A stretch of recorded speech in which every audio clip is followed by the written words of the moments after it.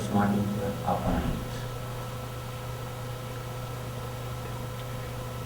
Wonderful subject, wonderful title. I'll try to present first few ideas about how to handle your mind, how we are handling our mind, how we can handle in a much better way. Naturally, that will give the answer how to outsmart the opponent. Everybody in the world working only based on reactive mind. We are not working with a clear logic or intellect. Even though we think we are logical, many times you can see your decisions.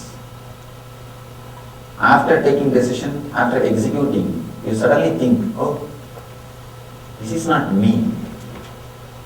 Why did I do this? What happened to me? Either you create guilt or you think you should have done a little better way. If you have the feeling that you should have done a little better way,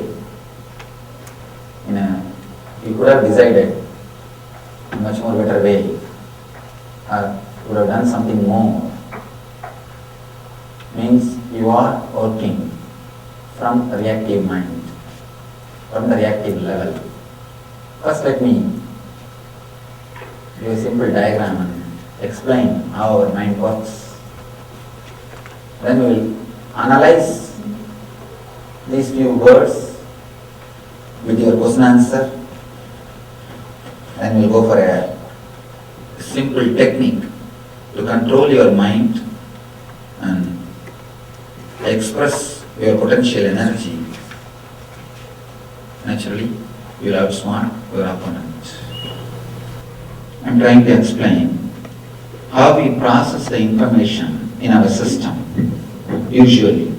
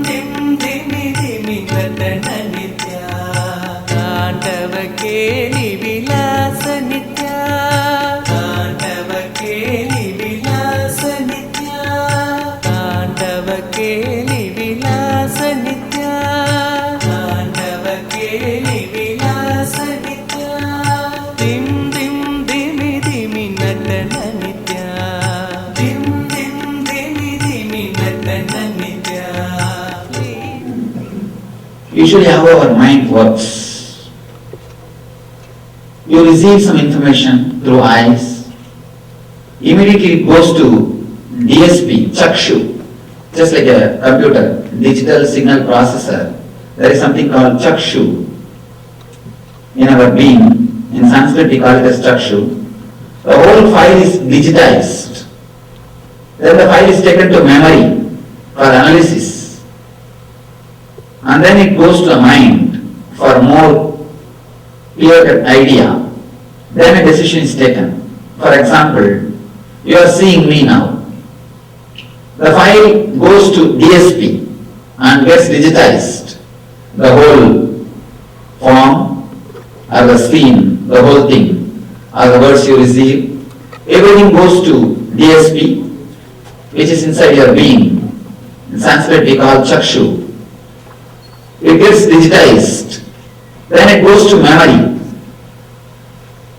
The memory we call in Sanskrit Chitta.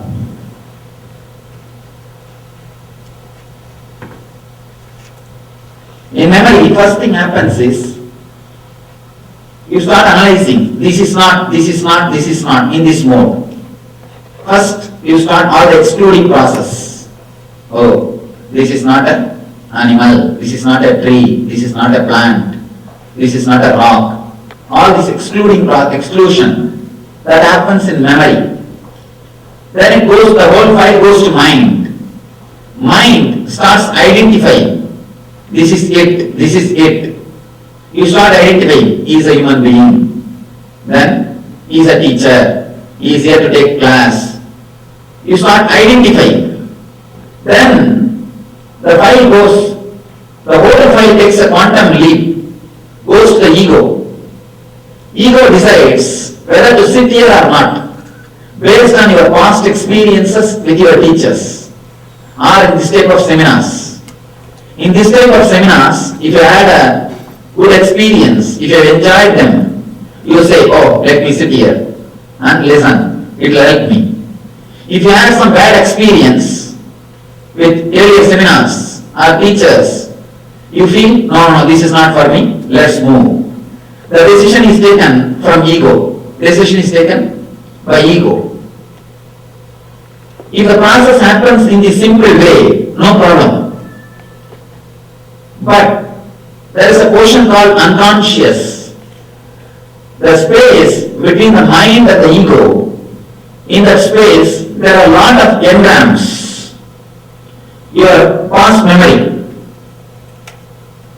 These are called engrams.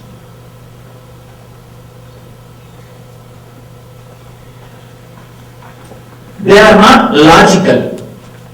For example, if you had some bad experience with somebody who was wearing this color cloth, again, without even your conscious decision, you will have that same feeling the moment you see somebody wearing this color. If you have been disturbed or hurt by somebody wearing white color dress, next time when you see anybody wearing white color, automatically your mind will start creating the same kind of wave, same kind of thoughts, without even your awareness, without even logical awareness.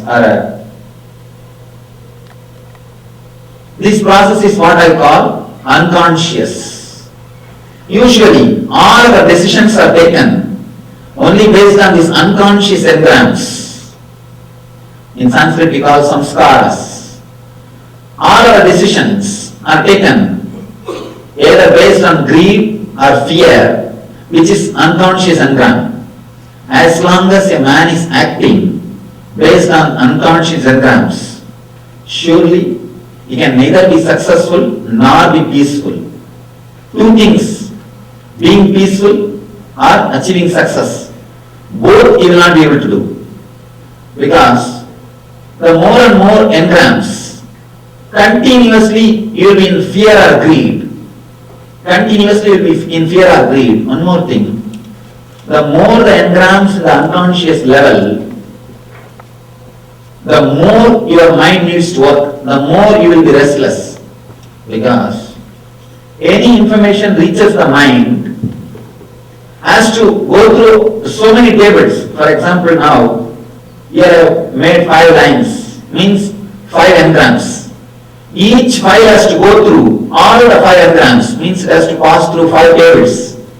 The more the number of tables, more work will be happening, more process in unconscious level. In unconscious level, more process means more restlessness.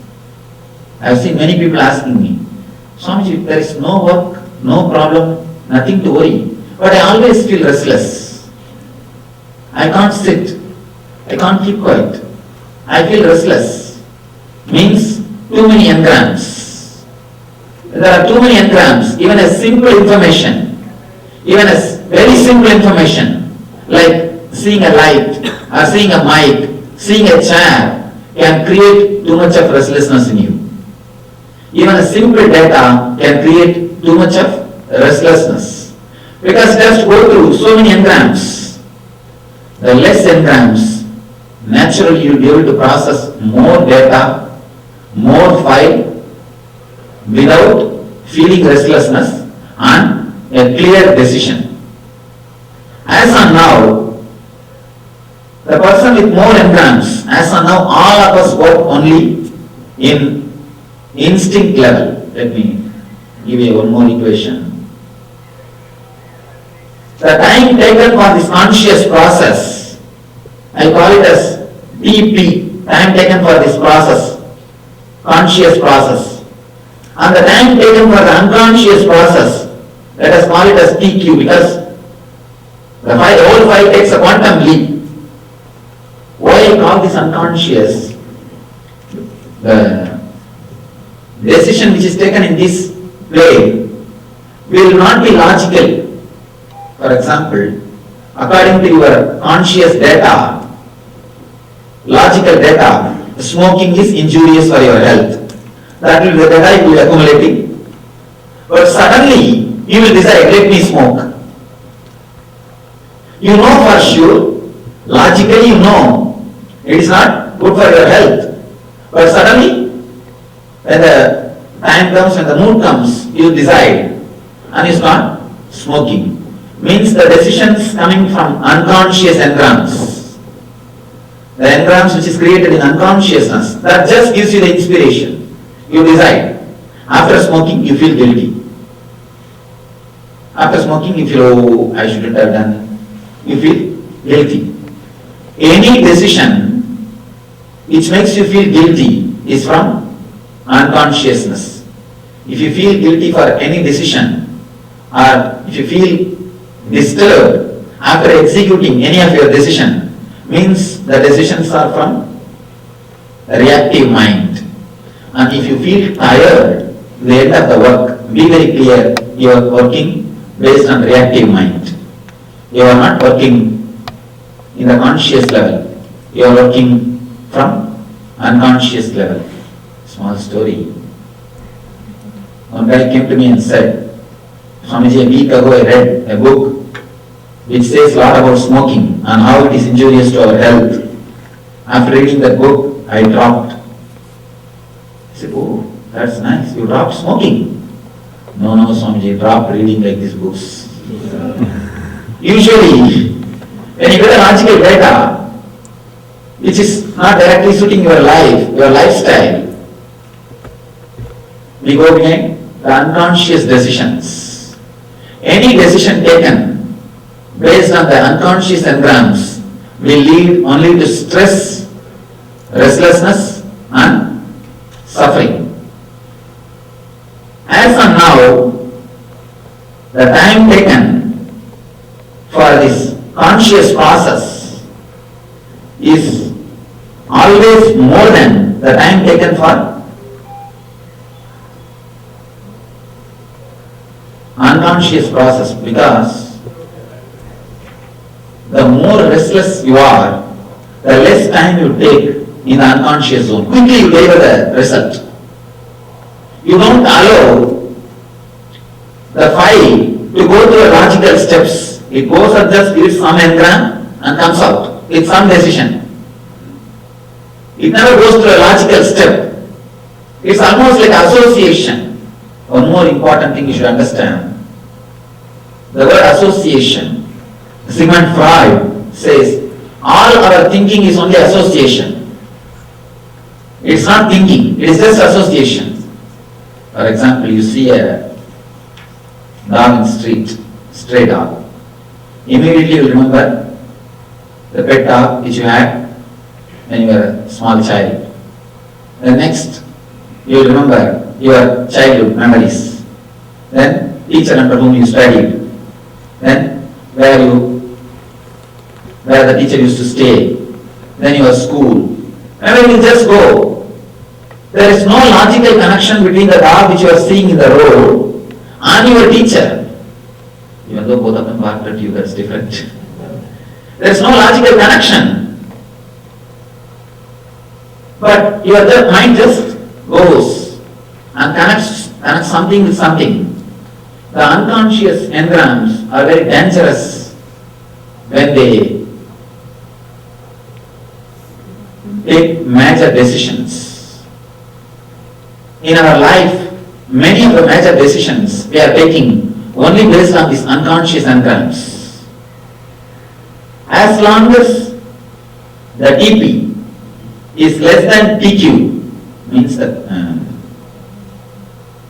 the time taken for this quantum leap, if it is more, the unconscious time, if it is more than the conscious time, you see the conscious process is very straight, very logical.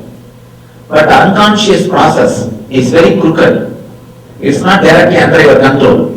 You are just given a decision, you execute it without even knowing that it is not what exactly you wanted and it is not supported by the data which you collected. Even after knowing the data which you collected is against the decision, you tend to execute the unconscious decisions. Because of this engrams, the past experiences or the past memories.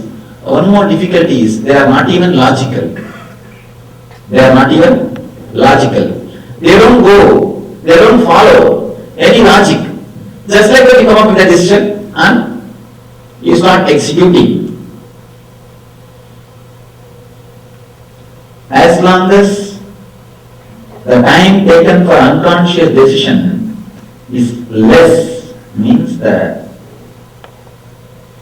TQ is less than TP. You are in instinct level. You are just in instinct level. Sorry.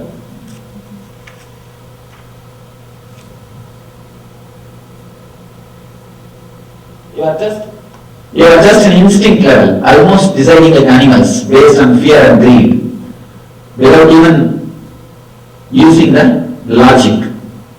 When the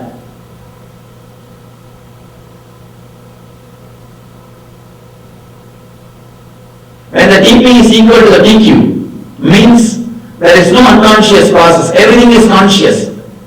Simply you collect the data, you decide logically, then information, the decision is taken. It means you are in the intellectual level. Okay, it is good.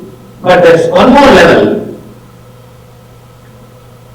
If the TP is less than TQ, means the more time is taken in the unconscious level, means you infuse peace and silence into this unconscious level. More you are silent, you are integrated, collective, you take your own time, you are very peaceful to decide. That type of moments, you are at your peak intuition. You can use your mind in three levels. One is instinct, another one is intellect, third is intuition.